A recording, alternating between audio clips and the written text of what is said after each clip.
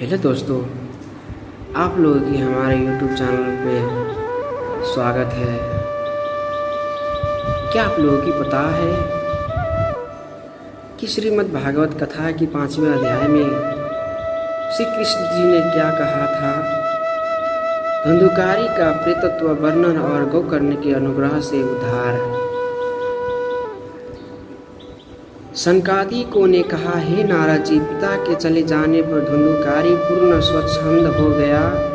एक दिन उसने अपनी माँ को खूब पीटा और कहा कि बतला, गड़ा हुआ धन कहाँ है? धुंधुली ने उसी दिन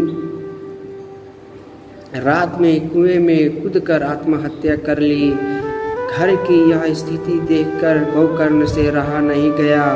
वह तीर्थाटन को चले गए। धुंधुकारी वेश्याओं के जाल में फंस गया था। वेश्या से जब उससे धन मांगती थी तब वह स्थान से चोरी करके धन लाता और उन्हें देता था। अंत में वेश्याओं ने यह सोचकर कि यह बात किसी न किसी दिन खुले बिना न रहेगी। जब यह बात खुल जाएगी तो राजा हमारे सारे धन को चोरी का समझकर छीन लेगा। एवं एक दिन रात में वेश्याओं ने धुंधुकारी को, जब वह सोया हुआ था, तो गला दबाकर मार डाला और वे वेश्याओं किसी दूसरे नगर को चली गई। उधर तीर्थांट में गोकर्ण को जब धुंधुकारी के मारे जाने का समाचार मिला तो वह अपने नगर में लौट आया।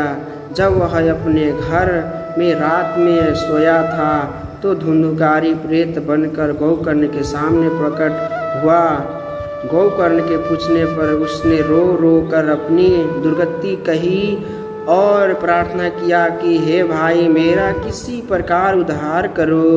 गोकर्ण ने कहा, तुम्हारी मृत्यु का समाचार पाकर मैंने तुम्हें पिंड दान दे दिया था। यदि इससे तुम्हारा उद्धार नहीं हुआ तो कहो और क्या उपाय करे। अच्छा, इस समय तुम अपने स्थान पर जाओ।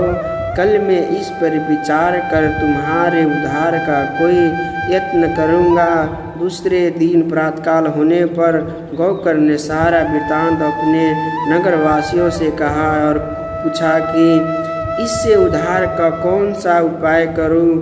सबने निश्चय किया कि इसका उपाय सूर्य भगवान का वाहन कर उनसे पूछा जाए। महाज्ञानी गोकर्ण के आह्वान पर सूर्य भगवान को आने में देर न लगी और आकाशवाणी हुई कि श्रीमद् भागवत की कथा सप्ताह भर करो तो धुंधुकारी प्रेतव्रत से मुक्त हो जाएगा। गोकर्ण ने दूसरे दिन से ही श्रीमद् भागवत की कथा आरंभ कर दिया, जिसे सुनने के लिए सभी लोग आए और धुंधुकारी भी वहां आया। किंतु वह प्रेत रूपी वायु था, इसलिए वह कहाँ बैठा।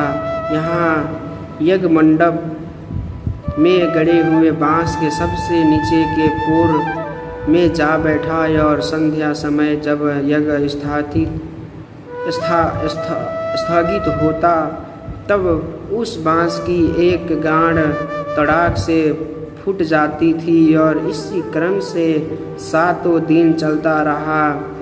अंतिम दिन जब सप्ताह यज्ञ का विसर्जन हुआ तो धुंधुकारी प्रेत योनि से मुक्त होकर अपने भाई गोकर्ण के सामने आकर उनकी प्रार्थना करने लगा। उसी समय स्वर्ग से सजा हुआ एक विमान उतरा, जिस पर धुंधुकारी को बैठा लिया गया। गोकर्ण ने कहा कि हे देवदूतों, कथा तो बहुत से लोगों ने सुना है, किंतु फल धुंधुकारी को ही क्यों मिल रहा है? विष्णु के पार्षदों ने कहा, इसका एक कारण है। यद्यपि कथा का श्रवण बहुतों ने किया, किंतु मन एकाग्र सभी ने नहीं किया है। इससे अतिरिक्त धुंधुकारी ने सप्ताह भर निर्जल व्रत किया है, अन्यों ने भोजन किया है। एवं फल में भेद है। ऐसा कहकर विष्णु के पार्षद धुंधुकारी को लेकर गौलोक चले गए। दूसरे वर्ष श्रावण के महीने में गोकर्ण ने श्रीमद् भागवत की कथा का सप्ताह फिर आरंभ किया। इस बार नगर के सारे निवासियों ने एकाग्र चित्त और निर्जल व्रत रहकर कथा का मन से श्रवण किया।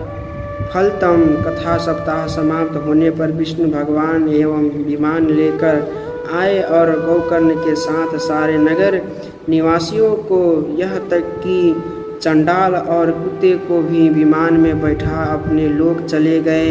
हे नारद जी, इस कथा से श्रीमद् भागवत का महात्म्य अच्छी तरह समझ लो। सांडल्य मुनि आज भी चित्रकूट में इस कथा का पाठ नित्य करते हैं। जो भी इसका नित्य पाठ करेगा वह आवागमन से मुक्त हो जाएगा।